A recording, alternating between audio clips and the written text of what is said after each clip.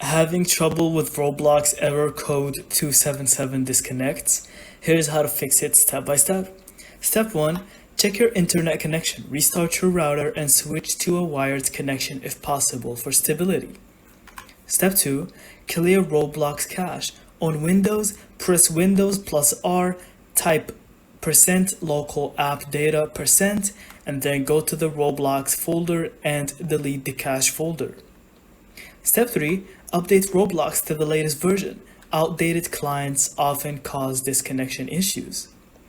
Step 4. Disable background apps consuming bandwidth like downloads or streaming services. Step 5. Check your firewall or antivirus settings. Make sure Roblox is allowed through. Step 6. Update your browser if you're playing Roblox in browser, or reinstall the Roblox app if you're on PC or mobile. Step 7. If on mobile, clear the app data and re-login.